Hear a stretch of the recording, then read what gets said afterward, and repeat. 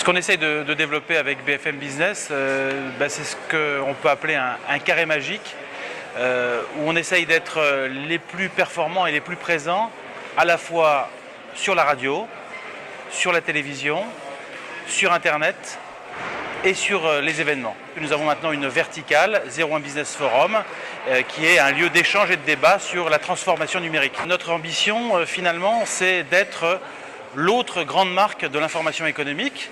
Il y a les Échos qui sont bien installés, qui sont un journal reconnu, qui ont, disons, une démarche plutôt B2B. Nous, on a une démarche beaucoup plus ouverte. Et c'est vrai que nous, notre ambition, c'est d'être présent en radio, en télé et sur le web, sur l'information économique. On voit bien d'ailleurs ce qui se passe en ce moment sur le marché.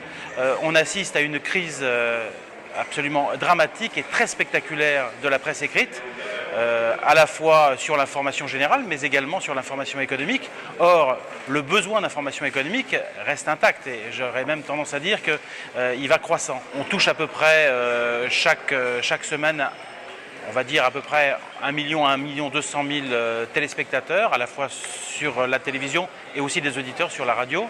Ce que nous avons fait en 2015, c'est que nous avons rattrapé notre retard dans le domaine de l'Internet, où là, nous avons triplé notre audience. Nous avons triplé notre audience.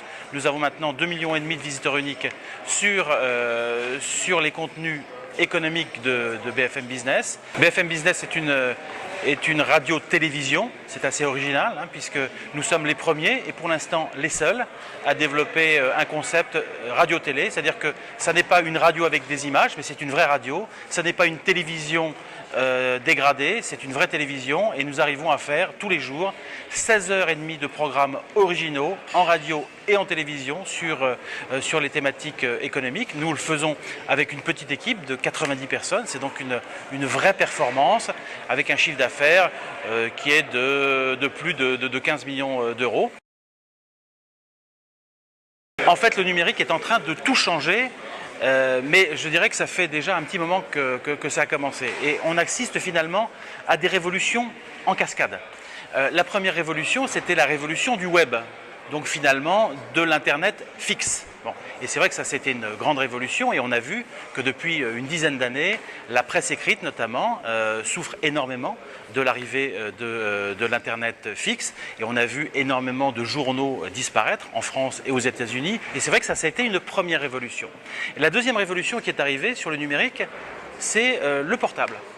À la fois l'iPhone, avec l'arrivée de l'iPhone en novembre 2007, c'est tout récent mais ça a déjà beaucoup changé, et puis les tablettes. Et on voit bien que les usages sont en train petit à petit de se transformer et d'aller vers un modèle mobile. Et on assiste finalement à la même révolution que celle à laquelle on a assisté avec la radio.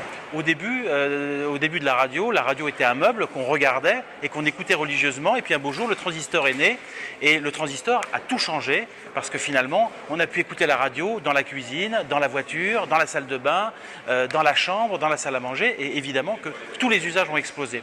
Et bien finalement le digital est en train de nous faire revivre la même histoire avec l'explosion des mobiles, et on voit bien que plus ça va aller, plus la consommation d'informations va aller en direction des mobiles, en direction des smartphones, mais également en direction des tablettes.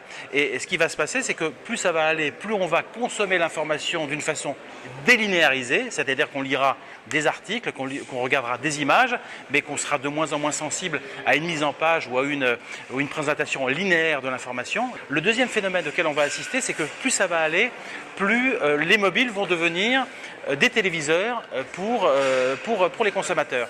Et on pense par exemple à BFM que le quart de la consommation de BFM TV se fera dans les 5 prochaines années à partir d'un smartphone, parce qu'évidemment que la 3G va se développer, que la 4G va se développer, qu'on va pouvoir utiliser son smartphone comme les Sud-Coréens, dans le métro, dans les gares, dans les aéroports et même dans les avions, et que tout ça va évidemment tout changer.